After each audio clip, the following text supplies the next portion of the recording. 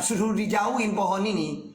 Karena kalau dia nanti makan, ya, maka Adam berarti bersalah juga, akan diusir juga gitu. Nah, iblis minta dua permintaan. Pertama, minta ditangguhkan di dunia. Maksudnya sampai hari kiamat, iblis itu terus akan menggoda Adam dan keturunannya. Yang kedua, dia minta izin untuk menggoda Adam di surga itu. Nah, mana dalilnya? Al-Hijr ayat 39. Iblis berkata, Tuhanku, oleh karena engkau telah memutuskan bahwa aku sesat, aku pasti akan jadikan kejahatan terasa indah bagi mereka. Dan aku akan menyesatkan mereka. Oleh Allah memang diizinkan menggoda iblis, menggoda Adam.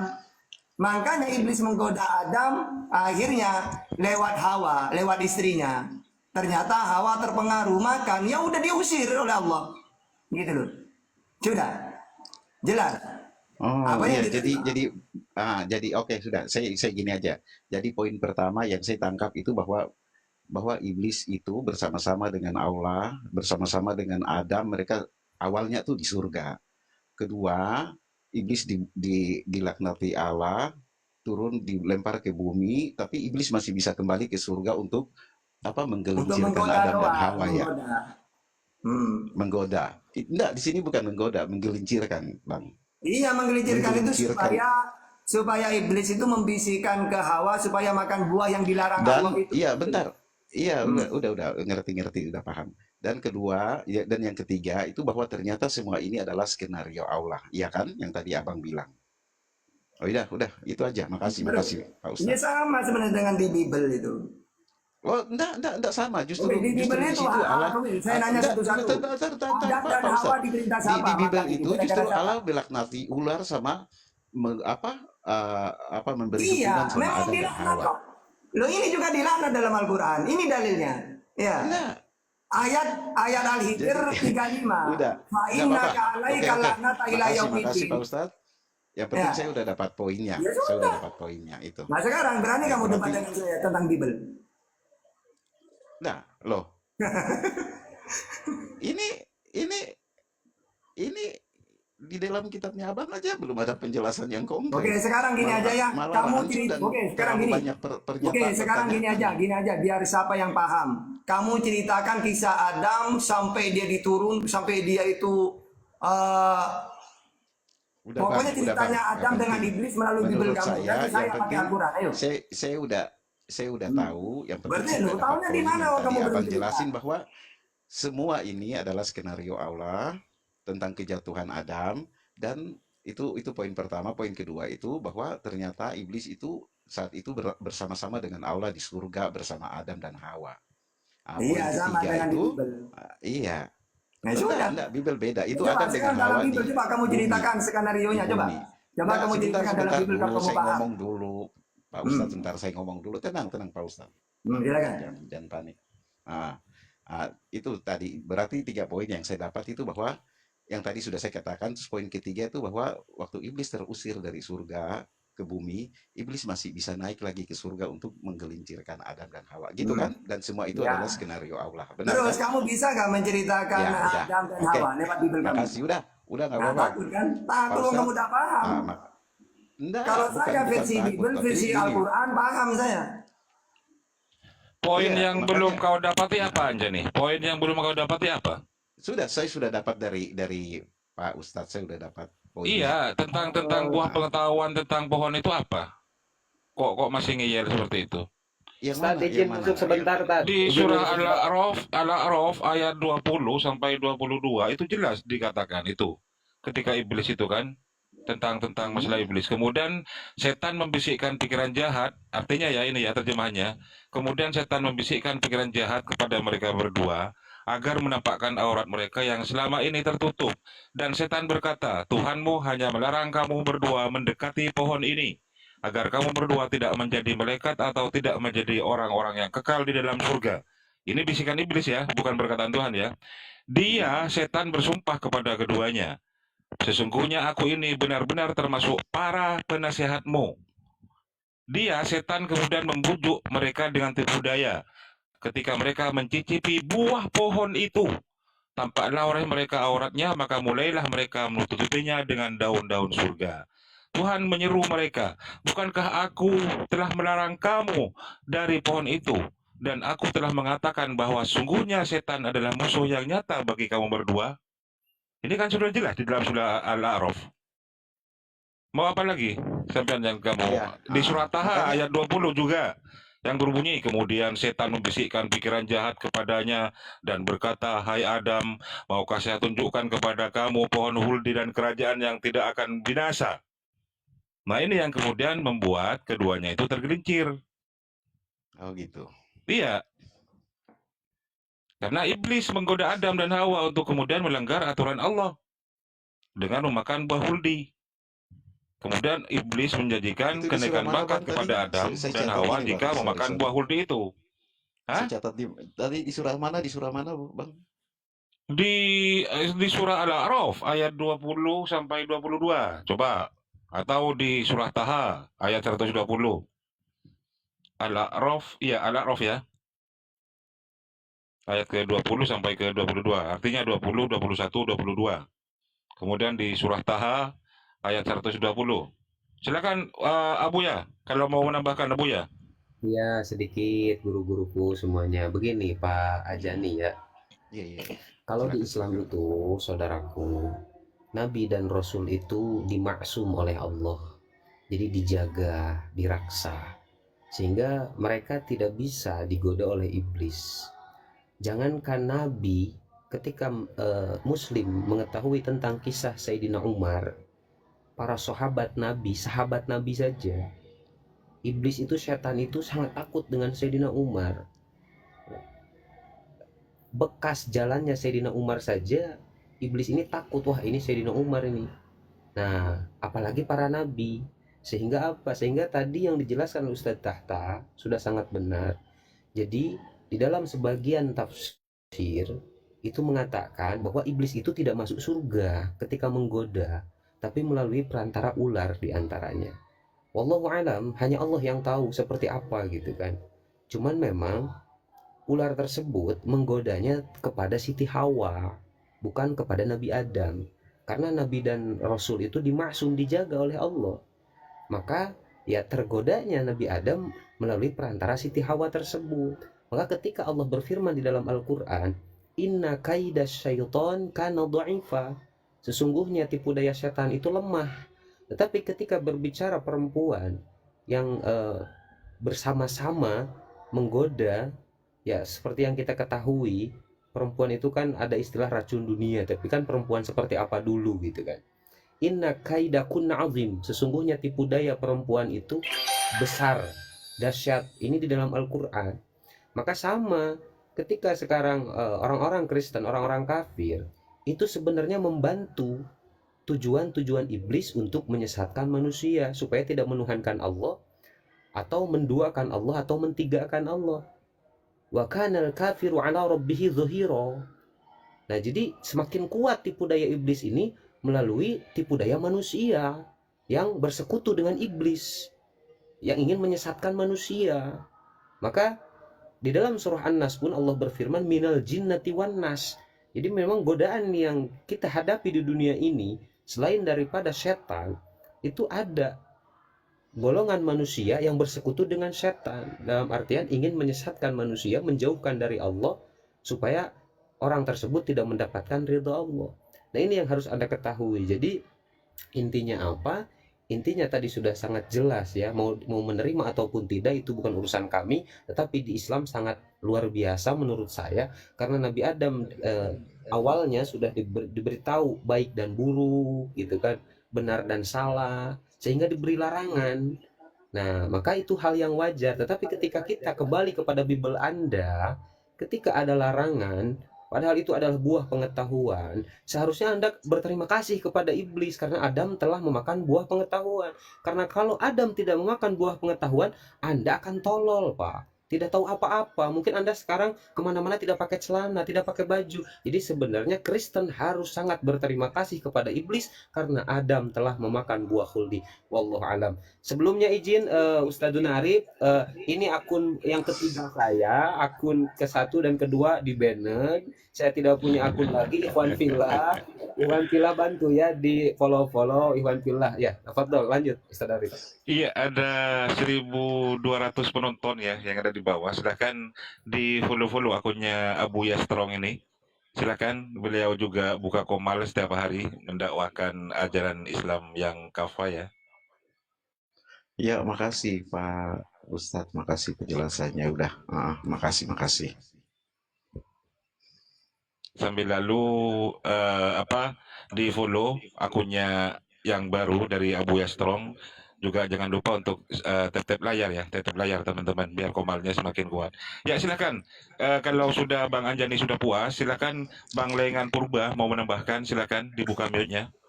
Mohon maaf, saya lagi di jalan jadi takut berisik motor atau bentar, kami tanggapin di rumah kira-kira 10 menit lagi. Oh enggak, kayaknya sepi Bang, sepi, nggak ada rame. Oke, pertama tadi bersyukur kepada iblis yang telah menggoda Adam dan Hawa itu sebenarnya itulah makna dari yang kami katakan tadi terhadap si Uni yang tadi kemuliaan Allah itu. Dia awalnya memang dia mulia seperti itu, tidak ada hasrat kedagingan yang ada pada dia itu seperti katakan dalam keinginan daging Galatia 5 ayat 19 sampai 21 itu. Itulah kemuliaan Allah sebenarnya. Jadi kalau dikatakan bersyukur kepada iblis justru ketika itulah bisa dikatakan di sana bukan bersyukur, bahkan ketika itulah mereka manusia itu memiliki dosa waris itu dalam hasrat kedagingannya yang tadi. Jadi itu makna yang tadi ingin kami jelaskan sebenarnya, cuma telah menyimpang kepada apa namanya tadi tentang kebangkitan yang tadi. Sebenarnya kami mau jelaskan tadi itu, tapi jadi maknanya bukan bersyukur kepada iblis yang telah menggoda itu, tapi kemuliaan Allah itu telah undur darinya. Jadi dia mengetahui rasa malu, rasa iri, rasa benci, bahkan Hawa sendiri, Adam sendiri telah menyalahkan Hawa sendiri gitu ya. Ini perempuan yang kau berikan kepadaku itulah. Nah, jadi saling menyalahkan di sana pada akhirnya ketika memakan buah itu. Awalnya saling inilah daging dari dagingku, tubuh dari tulangku, betapa mulia sama-sama bahagianya mereka. Tapi ketika jatuh ke dalam dosa, nah rasa malu, rasa takut, rasa gentar, iri, dengki, kebencian itu akan muncul. Itulah yang kami maksud dengan kemuliaan Allah yang tadi yang Saya telah hilang. ceritakan dulu ya, udah. Jadi gini, kalau dalam Islam itu nyambung. Nabi Adam itu bersalah, lalu dia bertobat. Karena Allah Maha Penerima Taubat, baik dalam Al-Quran atau dalam Bible.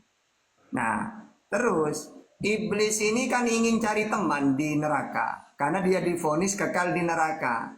Sedangkan kalau ingin kekal di neraka, syaratnya manusia ini harus menyekutukan Tuhan dulu. Kan semua para nabi mengenalkan Tuhan itu satu, yaitu Allah. Baik Musa, Yesus, Nabi Muhammad. Nah, Yesus ini mengenalkan Tuhan Allah. Nah, iblis kan marah. Wong pinginnya iblis manusia kekal di neraka, kok Yesus mengajak kekal di surga, yaitu mentuhankan Allah. Akhirnya iblis harus membunuh Yesus. Makanya kata Yesus dalam Yohanes 8 37 sampai 44, iblislah bapakmu karena kalian ingin membunuhku. Kamu mau mengikuti keinginan bapakmu yaitu iblis. Gitu ya. Nah, kenapa kok iblis ingin membunuh Yesus? Karena Yesus mengajarkan tauhid. Buktinya ketika iblis berhasil menurut versi Bible, memakai Yudas. Oke, mati Yesus. Akhirnya berhasil iblis menyesatkan manusia. Akhir manusia ini mengatakan Tuhan itu 3, Bapa, Anak, Roh Kudus. Nah, itu. Ya, jadi tujuan iblis menyingkirkan Yesus karena Yesus memperkenalkan Tuhan itu satu-satunya Allah. Dengan ada orang mengatakan Tuhan itu 3, nah inilah keinginan iblis supaya kekal di neraka. Gitu sebenarnya. Makanya jangan dikatakan Yesus mati menebus dosa, tidak. Karena dia seorang nabi sebagaimana Wahyu 16 ayat 6. Orang Israel ini suka membunuh para nabi. Andai kan dia mati beneran ya, karena memang dia ditolak oleh umatnya Israel. Tapi kata orang Kristen malah menebus dosa. Nah, menebus dosa dengan darah manusia ini ajaran tumbal. Kalau ajaran samawi kurban, kurban itu binatang yang halal dimakan, seperti domba, gitu deh ya. Kalau ajaran iblis, tumbal manusia. Misalnya dewa-dewa marah minta tumbal, di darah manusia. Atau ajaran iblis itu gini, ada orang pingin kaya, karena sakit hati tetangganya beli mobil, akhirnya dia pakai jalan pintas. Dia berhubungan dengan jin. Ya, jin minta tumbal anaknya. Nah, gitu ya. Jadi ajaran tumbal itu, ajaran kurban darah manusia itu ajaran tumbal, ajaran iblis. Sehingga kalau ada orang mempunyai keyakinan menebus dosa dengan darah manusia, itu ajaran bukan samawi, itu ajaran dewa-dewa gitu ya. Dewa Molok gitu itu. Oke, lanjut. Oke, terima Iya. kasih Pak Ustadz akan hal penjelasannya. Karena hal itu kami juga boleh memberikan tanggapan juga dari sudut pandang iman Kristen dong. Oke, jadi begini. Kalau dikatakan itu tumbal itu adalah agama samawi, bahkan setan-setan itu akan meniru cara-cara ilahi. Pertama, ketika Adam dan Hawa jatuh ke dalam dosa, ada tumbal di sana, hewan kalau katakan tumbal seperti itu. Yang kedua, ketika anak-anaknya Adam juga nanti satu mempersembahkan tidak sesuai dengan hewan kurban itu. Nah, sebenarnya itu udah dari awal. Jadi kalaupun ada, kalau katakan saya akan kutip perkataan Pak Ustadz yang tadi bahwa itu adalah iblis itu akan menirukan selalu. Orang dari awal udah dijadikan seperti itu sebagai syarat. Ternyata digunakan oleh iblis juga seperti itu. Adalah peniruan menurut saya. Nah, ketika anak-anak ada Adam, Habil mempersembahkan hewan kurban menjadi tumbal bagi dosa pelanggarannya. Ternyata di belakang nanti iblis juga menggunakan seperti itu. Berarti meniru cara-cara yang dilakukan oleh sang ilahi sendiri. Yang kedua, menuhankan ya, yang kami orang percaya, orang Kristen tidak ada satu dua Tuhan. Yang kami percaya Yesus mengajarkan itu memang bukan satu atau Tuhan, ya Allah itu adalah roh, roh itu tidak bisa dihitung. Kalau bisa dikatakan satu Tuhan itu berarti matematika bisa menjangkaunya. Itu yang diajarkan Yesus juga. Allah itu roh, berarti dalam Yohanes 3 ada seorang ahli Taurat datang kepada Nikodemus itu, kepada Yesus, ya dijelaskan secara detail sebenarnya di sana. Ya, coba pakai data bahwa hidup yang kekal itu mentuhankan Yesus. Jadi maksudnya tadi yang masalah yang satu Tuhan yang tadi dulu, matematika aja ada bilangan tak terhingga. Ternyata kalau kita bisa Enggak datanya kalau ingin hidup yang kekal mentuhankan enggak, yang Yesus. saya bilang kita keesaan Allah dulu. Ini ntar kalau ke sana. Maksud saya bahwa Esa itu bukan berarti satu dari sudut pandang agama Yudis yang itu diluruskan Yesus tadi kepada Uni sebenarnya saya mau jelaskan. Nah, kalau bilang satu berarti udah bisa dijangkau matematika. Bilangan matematika saja ada bilangan tak terhingga. Kalau satu bisa dijangkau. Itu yang ingin dijelaskan Yesus juga dalam pandangan mereka. Bapamu satu katanya. Dijelaskan Yesus roh itu adalah Allah itu adalah roh. Roh tidak bisa terhingga. Allah itu tidak bisa dihitung. Pakai data aja biar Esa. jelas. Oke, sehingga di sana itu Coba, yang ingin kami. Oke, hidup yang kekal itu mengakui Yesus sebagai utusan atau sebagai Tuhan? ada tahap-tahapnya. Makanya Yesus mengajarkan sebagai Ini kalau utusan. pakai data saja. Oke, di dalam Yohanes itu saya yang di jalan ini kan jalan ini kedengaran mungkin ada cari Nah, makanan. nanti aja nanti. Nanti ya siap. Nanti. Oke. Jadi gini ya. Tadi kan sudah saya mengatakan kurban dengan tumbal itu beda. Kalau ajaran samawi itu korban binatang, Habil. Ya, Habil Kobil itu kan binatang, itu namanya kurban. Tapi kalau ajaran di luar samawi, tumbal darah manusia. Sedangkan darah manusia dilindungi oleh Tuhan, dosa besar kalau dibunuh. Kalau binatang yang halal boleh disembelih, boleh. Karena memang perintah dari Tuhan. Yaitu binatang yang tidak boleh, korban singa itu nggak boleh. Karena singa tidak boleh disembelih. Jadi ajaran samawi itu korban binatang yang halal untuk disembelih. Tapi kalau tumbal manusia, sedangkan kalau ajaran samawi, tumbal manusia ini dosa besar. Tapi kalau tumbal hewan yang halal perintah. Itu bedanya ya. Jadi harus bisa membedakan korban dengan tumbal gitu. Lanjut, siapa yang mau nyangka? Silakan. Silakan Bang Anjani. Anjani dulu. Dibuka mute-nya. Atau Bang Weleng Ray. Mau berkomentar mungkin? Menanggapi? Bang Weleng Ray? Ya, Bang Arif. Nggak ada, Bang Arif. Itu kan jawaban saya tadi sudah dijawab. Jadi pendengar aja. Ya, silakan Bang Anjani, dibuka mionya, Anjani. Anjani dibuka mionya, Anjani. Ya, teman-teman yang ada di Komali ini ada 1100 ya.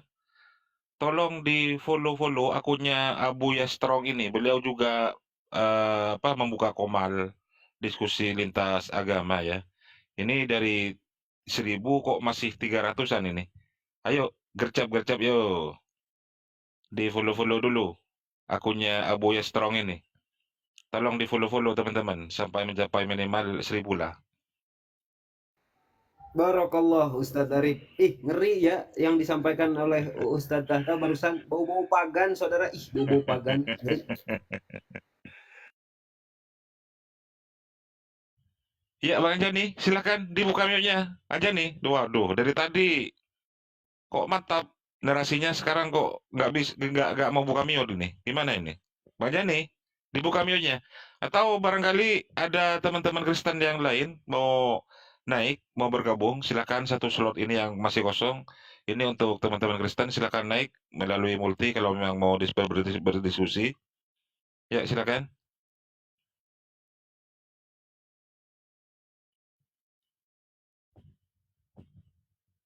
Bang Gores monitor masih? Bang Mantanoten monitor? Bang Mantanoten, Bang Andi sini Tonga? Masih jauh dari berangkat. Silakan Anjani. Dibuka mute-nya Anjani. Wah, pingsan semua tadi ini. Berat pembahasan kalau udah ajaran pagan. Ini kesukaan Ustadz Tahta ini. Wah, paten.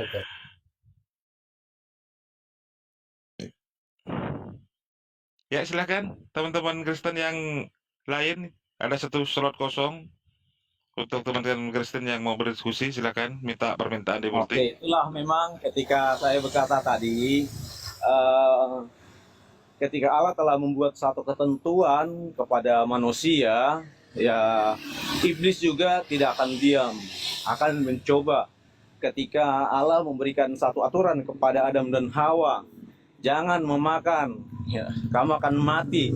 Iblis juga menggunakan itu tipu, menggunakan buah itu juga selalu menyerupai tapi nggak sama.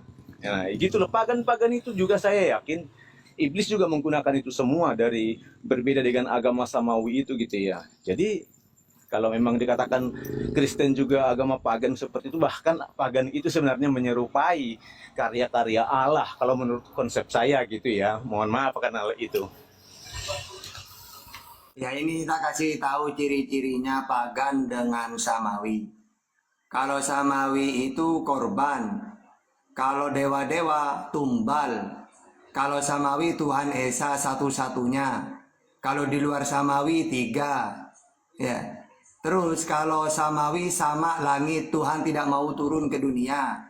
Kalau dewa-dewa, dewa menjelma jadi manusia, turun ke bumi. Kelihatan serupa dengan, kalau menjelma jadi gajah ya serupa dengan gajah. Kalau menjadi manusia serupa dengan manusia. Tapi kalau ajaran samawi, Tuhan tidak serupa dengan apapun. Keluaran 9:14, Yesaya 40:18. Dengan siapa hendak kamu samakan aku? Tidak ada yang seperti aku di muka bumi. Nah ini samawi. Jadi gampang ditebak sudah. Kalau ada Tuhan kelihatan karena menjelma atau pribadinya menjadi sosok, pagan sudah. Kalau serupa dengan makhluk apapun di langit, di bumi, pagan sudah. Kalau lebih dari satu, misalnya dewa Yunani, Roma itu kan 3. Jupiter, Juno, Minerva. Kalau ditanya, Jupiter dewa, dewa. Juno, dewa. Minerva, dewa. Kalau di Yunani, Zeus, dewa. 1. Hera, ya dewa juga. Athena, dewa juga. Kalau di Mesir, Herus, dewa. Osiris, dewa. Isis, dewa. Terus nanya ke Kristen, Bapak, Tuhan, Tuhan. Anak, Tuhan. Roh Kudus, Tuhan. Udah, pagan sudah kayak gitu. Karena kalau ajaran Yesus, mengenal engkau satu-satunya Allah yang benar. Hukum yang terutama, dengar hai Israel, Tuhan Allah kita, Tuhan itu satu sudah. Benar katamu guru. Dia itu Esa, tidak ada yang lain kecuali dia. Gak ada anak, gak ada Roh Kudus gitu. Jadi mudah ditebak kok ajaran samawi itu gitu. Lanjut.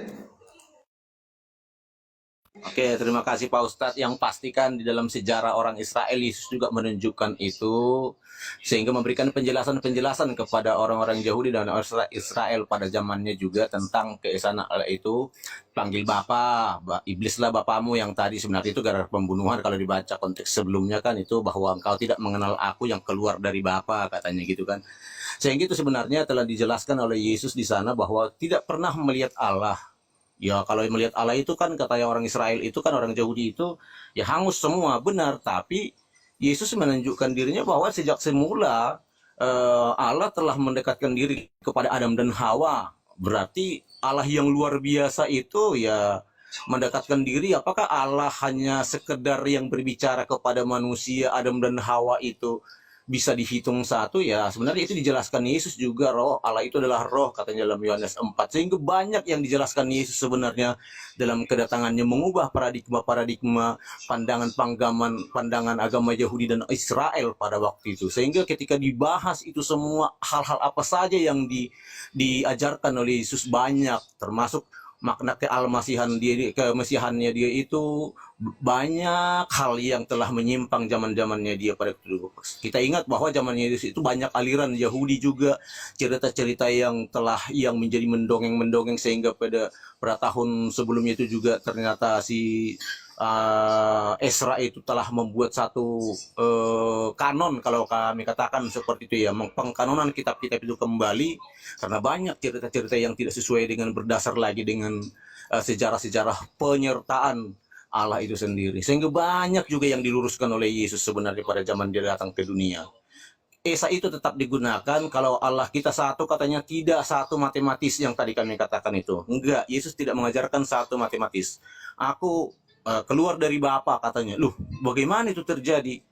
Sehingga orang-orang yang mengerti akan itu, sebentar penulis Ibrani itu mengatakan dalam Ibrani 1 ayat 1 sampai 3 itu, tidak pernah seorang melihat Allah, tapi Yesus yang datang sebagai firman yang menjadi manusia, katanya di sana, bisa melihat kemuliaan Allah. Melihat aku adalah melihat Bapa, katanya. Karena itu juga makna di dalam kemesihanannya dia, Allah akan menjadi mengajar engkau, katanya di kitab Yohanes itu juga gitu. Kalau dibaca itu satu-satu memang luar biasa, sehingga tidak menghitung Allah satu sebenarnya kalau Yesus mengatakan. Sehingga kami menuhankan dia, mengerti makna ajarannya Yesus keseluruhan, holistik, tidak kutip ayat satu-satu seperti itu, tapi dipelajari. Aku tidak ada rohku pada manusia itu, katanya zaman-zamannya perjanjian lama itu, zamannya keturunannya Nuh itu nanti. Rohku tidak akan lagi, katanya. Loh, orang-orang Kristen pertama itu menyelidiki itu, sehingga dibuatlah memang rumusan ya, tidak terdapat dalam Alkitab. Allah Tritunggal itu, Tritunggal kurang tepat juga buat saya, Trinitas, satu kesatuan yang utuh, yang tidak bisa dihitung matematika, yang tadi utuh, nggak bisa terhitung ya, unity katanya, seperti Trinity gitu. Tapi tiga cara itu Allah berkarya sepanjang sejarah orang Israel. Apakah kami harus ingkar ya kenal itu? Gitu, ada rohnya, ada firmannya, sebenarnya dia yang maha luar biasa itu juga kami kenal sebagai Bapa, itu dikatakan seperti itu. Tapi selalu datang, tadi si Uni berkata bergulat dengan Yakub, katanya. Loh, kalau begitu bagaimana sebenarnya konsep Allah itu? Ya, kita mencatat seperti bergulat dengan Yakub, katanya. Allah yang bagaimana itu? Ya kami juga nggak tahu, tapi itu nyata. Di sanalah kami akan coba bandingkan Allah itu yang menyatakan diri kepada manusia itu. Muncullah di belakang nanti Allah itu menyatakan dirinya dalam Allah yang maha mulia, tapi Allah yang berfirman menciptakan segala sesuatunya. Ada rohnya juga yang selalu berkarya. Itulah Allah. Terima kasih. Ya. Ciri-cirinya. Terima kasih. Nah, ini ganggu terus nanti. Tunggu dulu. Ciri-cirinya pagan itu, dewa kalau menyelamatkan manusia turun ke dunia.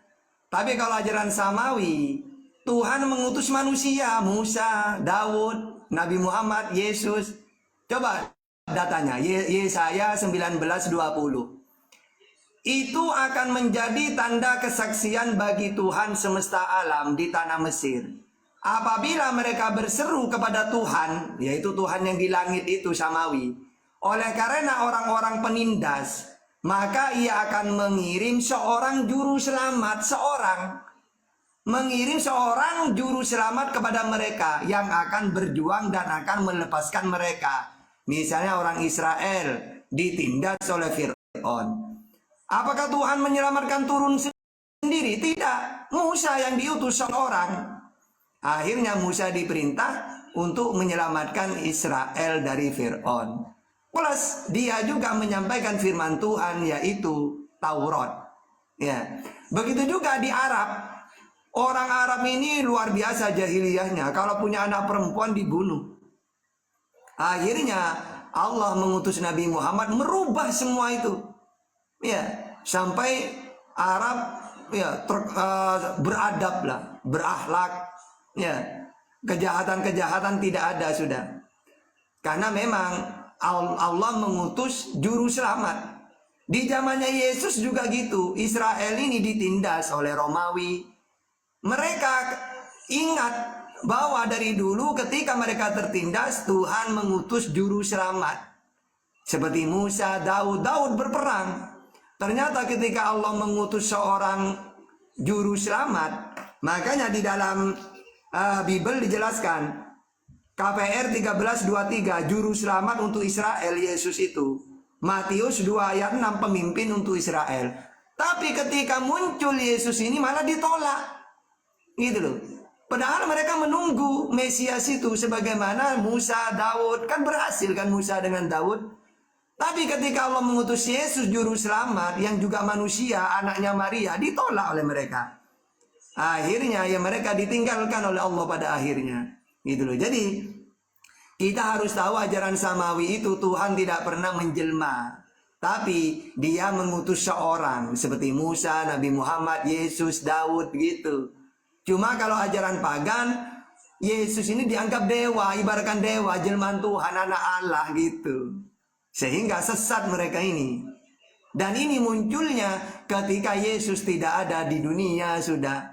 Akhirnya orang yang penyesat ini berhasil dibela oleh Roma. Roma menguasai dunia. Akhirnya tersebar, rusak ajaran Yesus yang sebenarnya. Yang dari tauhid, Tuhan tidak kelihatan. Satu menjadi tiga, kelihatan menjadi pagan. Tersebar ke seluruh Indonesia, dibawa oleh Belanda. Indonesia jadi korban juga. Gitu ceritanya itu ya. Oke, lanjut. Oke, terima kasih Pak Ustadz. Sebenarnya tidak jauh beda pemahaman Pak Ustadz dengan pemahaman dasar dalam iman Kristen. Oke, kalau sebatas itu memang masih sama kita, bahwa Allah itu adalah Allah yang seperti yang Pak Ustadz katakan, tapi ada pemahaman-pemahaman lain yang kami dapatkan dalam pengajaran Yesus itu sendiri, bahwa ketika dia mengatakan aku keluar dari Bapa, kami akan mencoba orang pahaman teolog pertama itu kan menyelidiki itu maksudnya apa. Bagaimana dengan tidak menyamakan diri dengan yang tadi, tidak menyatakan diri, tapi dia selalu datang kepada hamba-hambanya, kepada Musa yang berbicara. Kalaupun ada, mungkin Pak Ustadz tadi mengatakan bahwa itu malaikat Allah sendiri. Tapi ada penjelasan orang Kristen tadi, Allah kok langsung. Kepada Adam, Allah kok, bukan malaikat Allah. Allah mengusir mereka dari Taman Eden itu.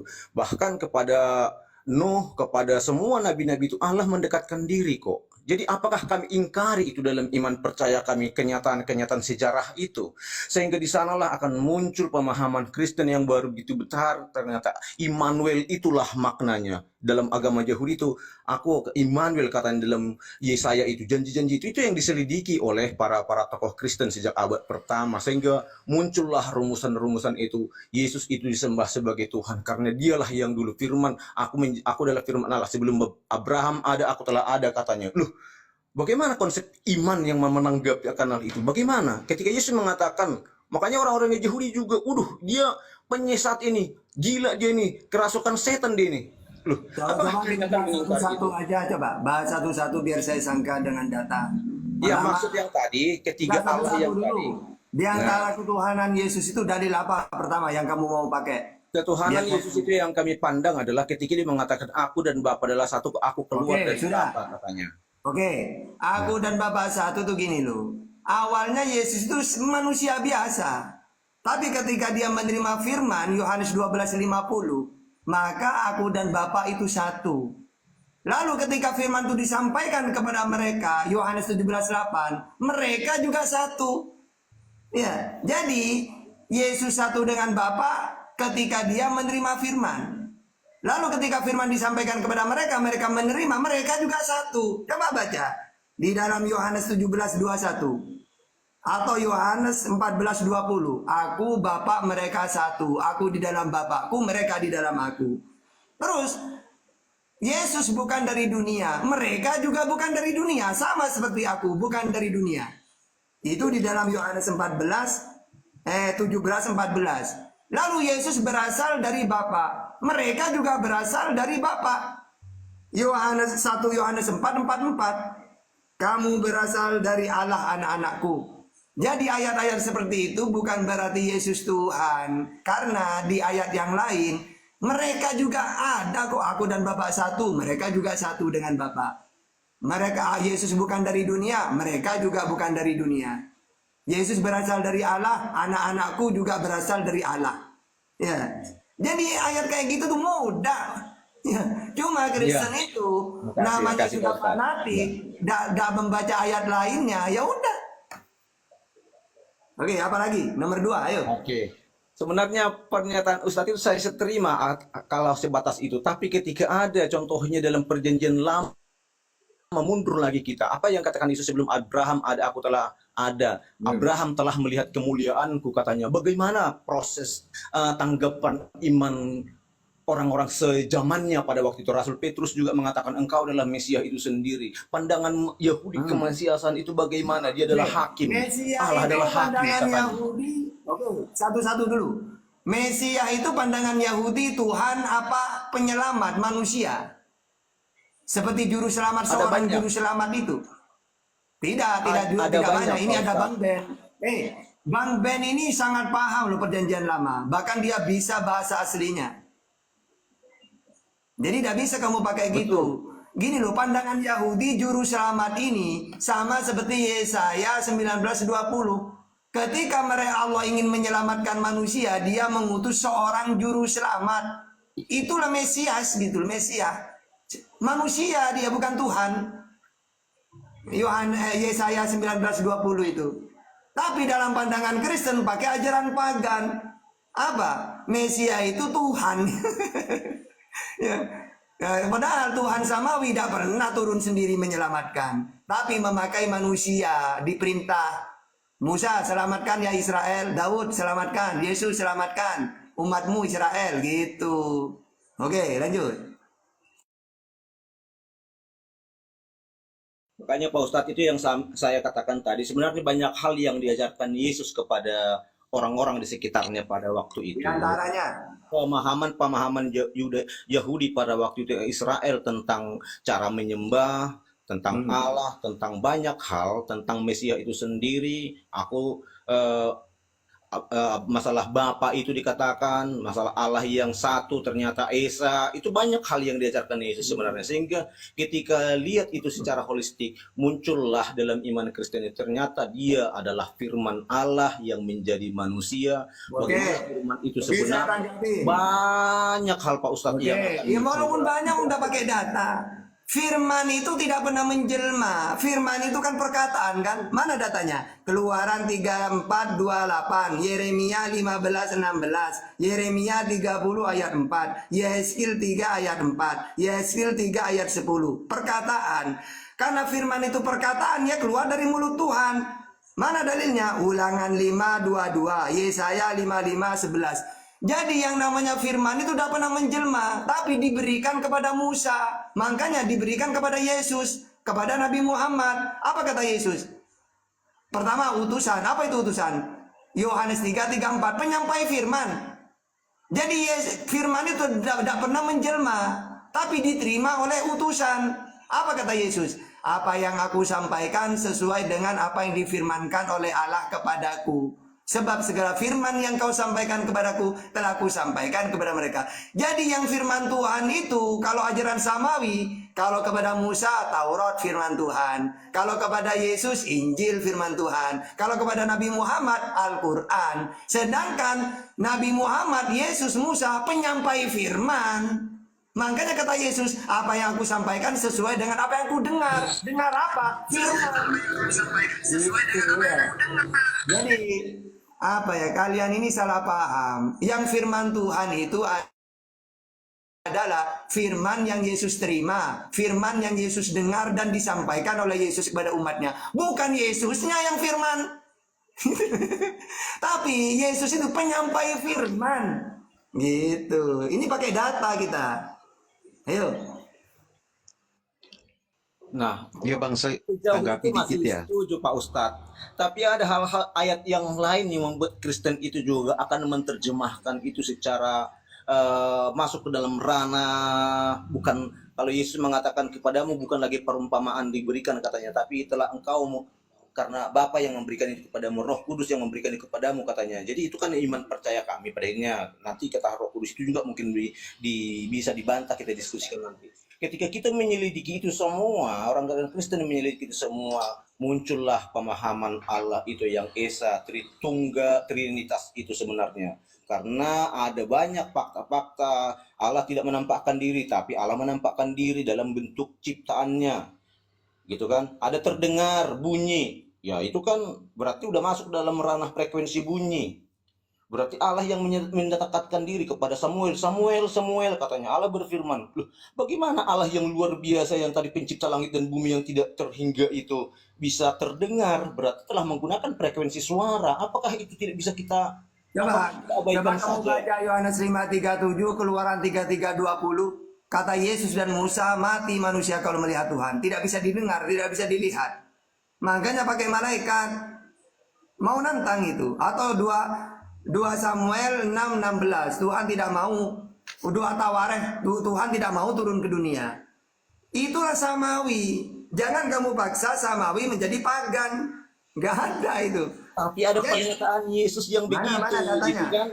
Kalau Mana ada, datanya? di sanalah kami mendapatkan Yesus itu yang sebenarnya. Ada perkataan Yesus gitu yang mengatakan, tapi engkau melihat kemuliaan Bapa padaku, katanya gitu kan. Wah, pada akhirnya kami akan mencari itu, diselidiki sampai ke akar-akarnya perjanjian lama itu sebenarnya. Loh, kalau Sehingga kata Yesus Tuhan itu ya di langit udah. Matius 18:19, Matius 23:9, udah di langit, tidak kelihatan, tidak serupa. Itulah akhirnya samawi. sama dengan waktu Iya. Musa mendengar gemuruh itu. Ya, buat mereka itu hanya gemuruh, hanya api. Tapi bagi Musa tidak hanya sekedar api yang berbicara kepada dia. Bagi kami juga Yesus itu, kira-kira begitu Pak Ustadz. Loh, tapi datanya malaikat mana? Tadi sudah Ya, dibahas. ada malaikat dari balik api itu Allah berbicara kok langsung. Loh, ini kita harus pakai data ya. Di Gunung Sinai dinyala api. Dibaca Kita- ayat-ayat selanjutnya, di sana ada Allah kok yang datang berbicara dengan Musa gitu, bukan hanya api saja. Loh, berarti apa kata Yesus dan Musa? Mati manusia kalau melihat Tuhan. Bahkan Kata tidak bisa dia, dilihat. Yohanes itu Didengar, Yesus mendengar menjelaskan suaranya itu, pun Pak tidak Ustaz. bisa. Ayo. Pemahaman-pemahaman itulah yang dilumpuhkan oleh Yesus, yang dibalikan oleh Yesus, melihat aku adalah melihat Bapa katanya. Loh, Karena dia gak nyambung. Yesus itu fisik manusia, Tuhan roh. Masa ibaratkan ini melihat tahta sama dengan melihat angin? Ya gak nyambung. itu. Jadi di dalamnya itu Pak Ustadz, ada banyak orang mengatakan hanya api, kata orang-orang Israel, tapi Musa mendengar suara Tuhan di balik itu. Hanya tubuh Yesus, kata orang, hanya Nabi, hanya Mana Musa. datanya? Mana Kami datanya? mendengar Allah berbicara kepada kami melalui pribadi Yesus itu. Ya, Kira-kira begitu. datanya mana? Kata siapa pribadi Yesus? Yesus sendiri mendengar firman dari Tuhan yang di langit. Ya, enggak apa-apa Pak Ustadz. Yang pasti itulah kebanggaan kami mendapatkan. Apa yang dibangga udah pakai data? Kalau bangga itu sesuai dengan data gitu loh. Kalau cuma imani saja bangga, ya tidak bangga.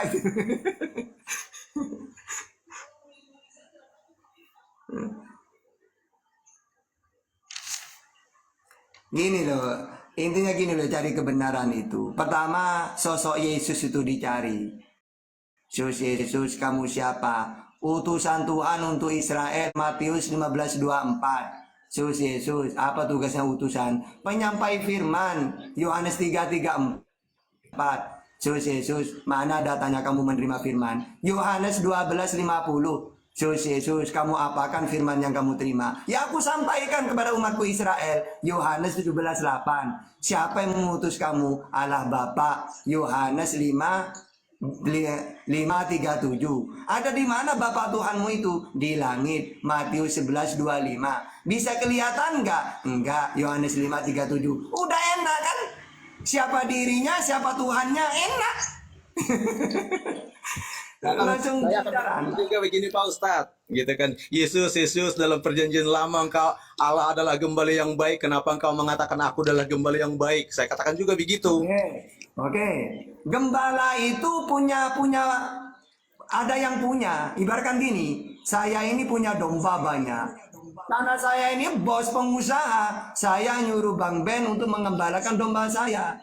Berarti Bang Ben ini ngurus domba supaya domba ini gemuk. Ya, saya gembira kalau gemuk. Sama dengan Yesus mengembala. Yesus, kamu gembalakan ya Israel supaya mereka kenal aku. Bang Ben, kamu gembalain domba saya supaya gemuk. Nanti enak saya kaya kalau saya jual. Ini kan berarti gitu kan, berarti bukan Tuhan kan dia.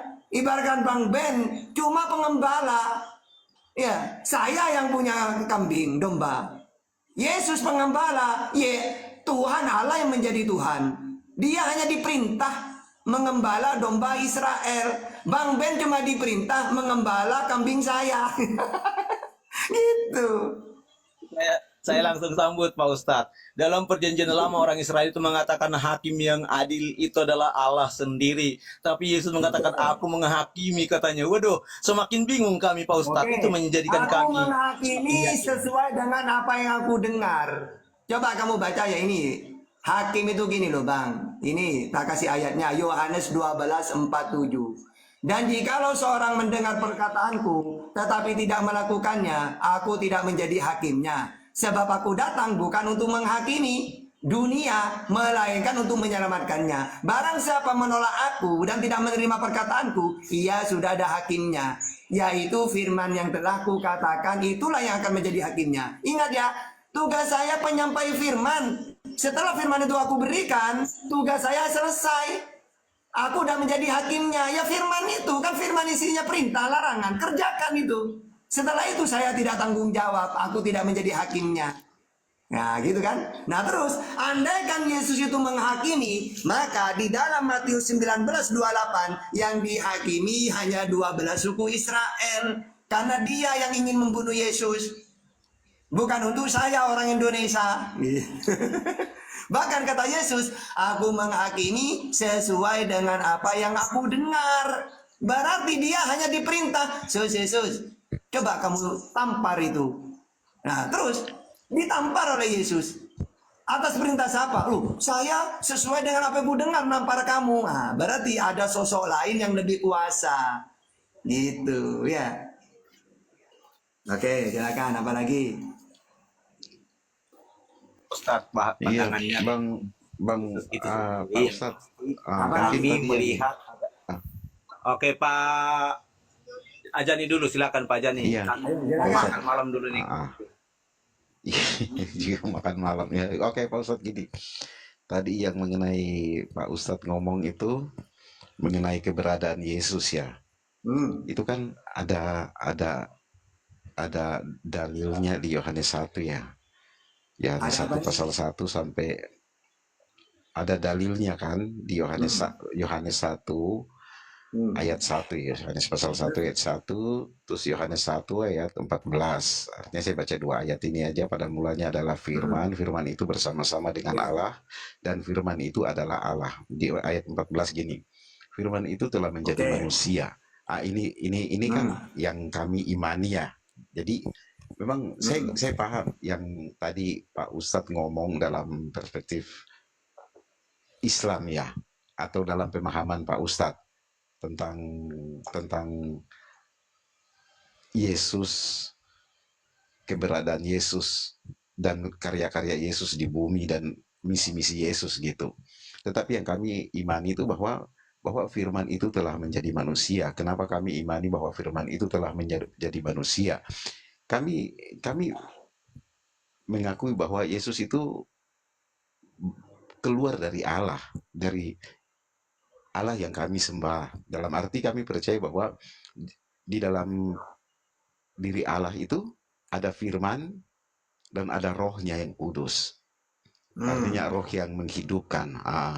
Jadi ketika firman itu diutus dan turun ke dunia menjadi daging, artinya menjadi manusia, sama dengan manusia seperti kami begini. Untuk Itu salah menyatakan kamu. kabar baik yang disebut Injil. Ayat itu mudah dibantah. Pertama, firman pada mulanya firman. Firman bersama-sama dengan Allah. Firman adalah Allah. Kalau firman adalah Allah, berarti Yesus itu Allah sendiri. Kan firman adalah Allah. Berarti ketika Yesus mati, ya Allah mati. Oh enggak, tak ada ikut mati. Berarti firman bukan Allah. Yang kedua, kalau saya pakai iman seperti itu. Sebentar. Oke, Taurat itu coba saya nanya. Ustaz, Enggak, tunggu saya dulu. paham, Taurat saya itu paham. firman Tuhan apa bukan? Taurat itu Firman firman Tuhan. Tuhan apa bukan? Firman Hah? Tuhan. Oke, berarti Tuhan. Tuhan itu. Kitab Taurat itu yang dipegang oleh Yahudi itu Allah itu. Kan firman Tuhan jadi buku. Sekarang saya tanya sama Pak Ustadz lagi, Al-Quran itu firman Tuhan bukan? Iya, berarti itu Tuhan itu. Terus berarti Al-Quran yang abang Bisa pegang saya itu mengatakan- berarti itu Tuhan ya? Ya bukan, itu firmannya. Iya, Perkataan. Begini bang, Loh, berarti begini Pak Ustadz dengar, bukan, Pak Ustadz dengar, menurut Pak kamu Ustadz dengar. Quran itu kalau Taurat keyakinan Kristen yang tadi- Tuhan juga gitu. Dengar, makanya dengar dulu.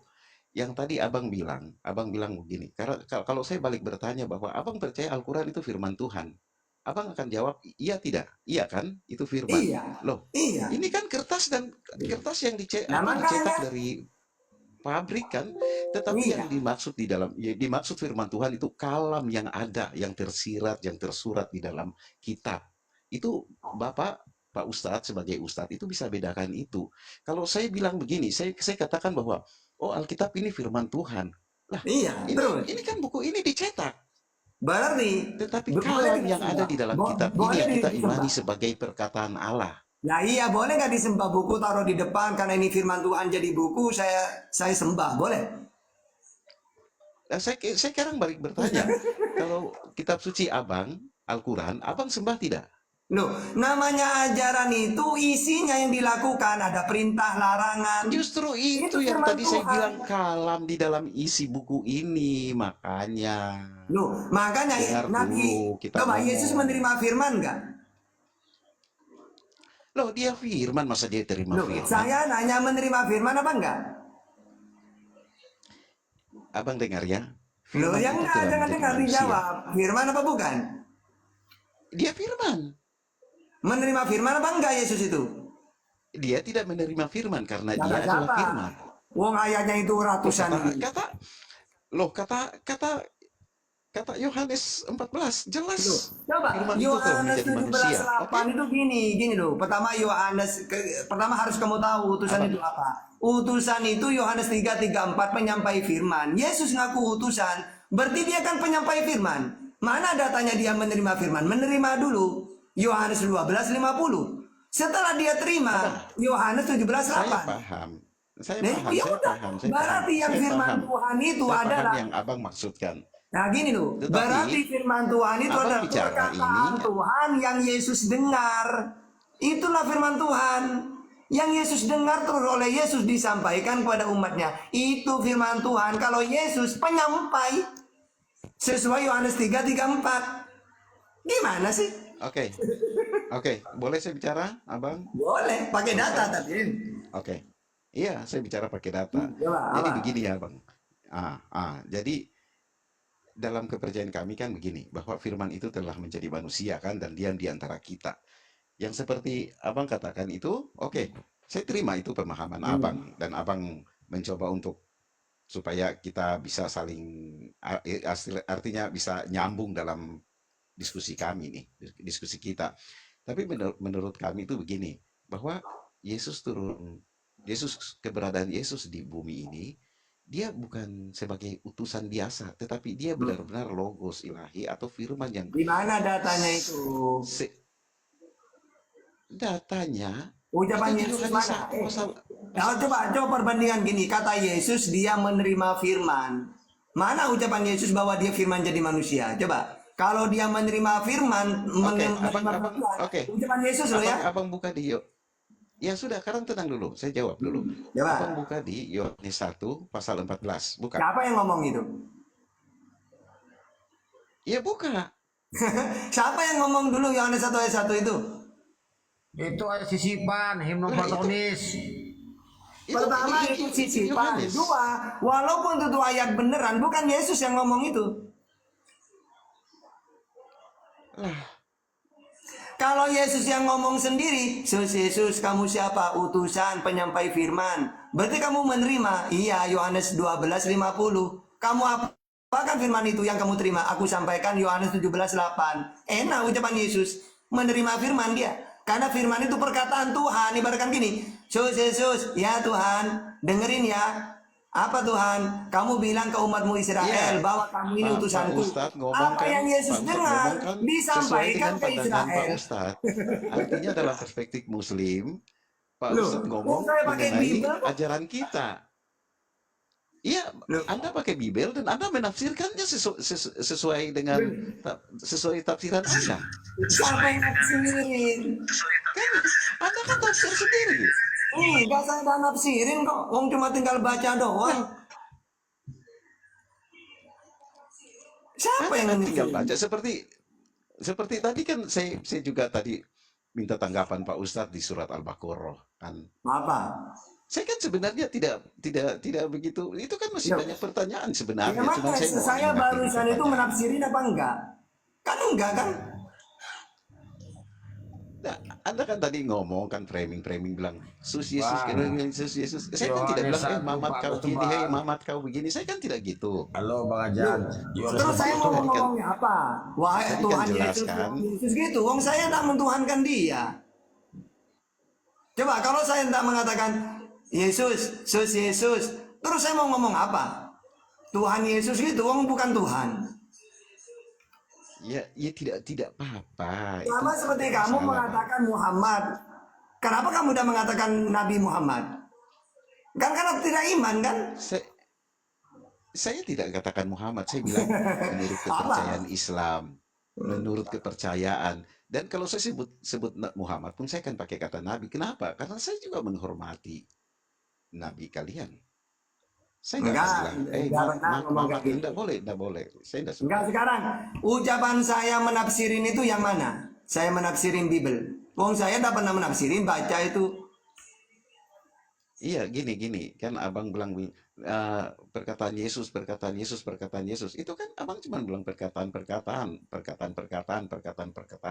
Tapi abang kan tidak, artinya apa yang abang bilang perkataan, abang kan tidak bisa menjelaskan dari awal sampai akhir, awal sampai akhir itu gimana kronologis Yesus ada di apa? Yesus turun ke dunia, gimana dia bertemu dengan orang-orang Israel, Bukan gimana gitu orang-orang caranya gini loh, Israel Bang. menolak dia. Ini tak Kan kasih gitu. tahu pemahaman Loh, ajaran tidak, Bang. Samawi. Begini,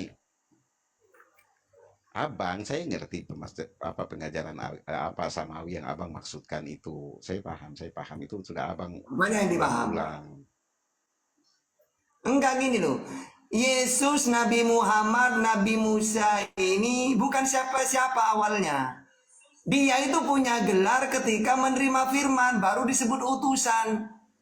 Jadi mulai dari lahir, Nabi Muhammad dari lahir Oke, siapa? sebentar. Bukan Dia siapa-siapa. menerima firmannya di mana? Siapa?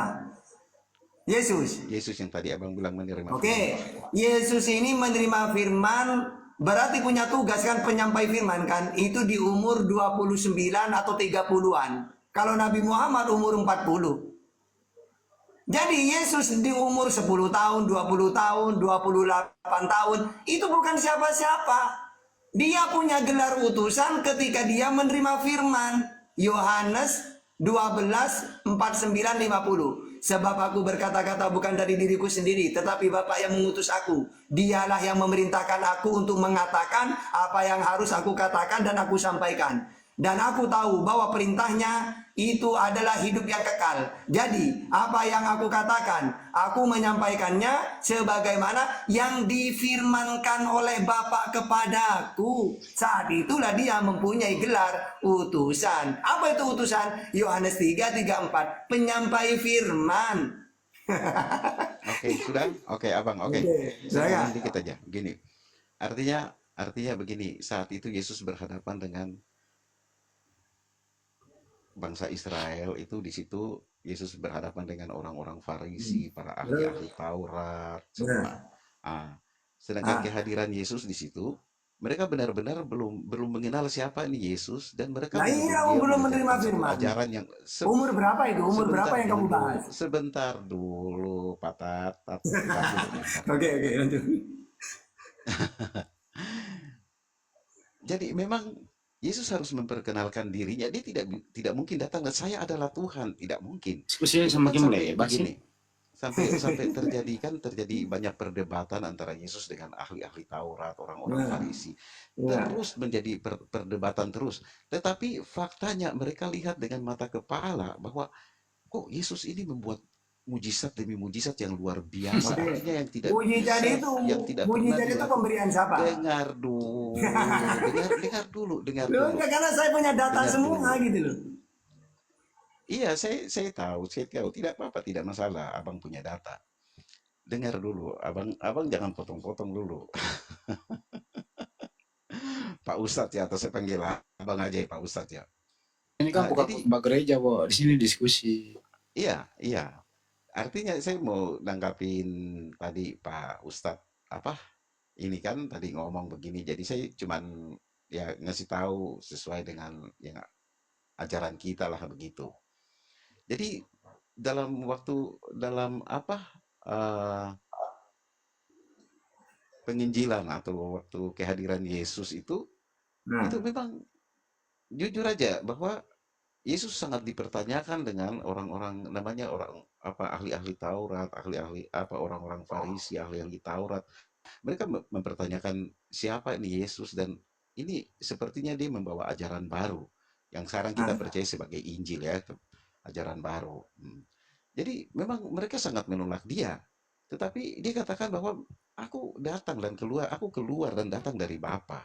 Tapi mereka tidak percaya. Mereka tidak percaya dan mereka minta bukti terus dia bilang dia sudah kata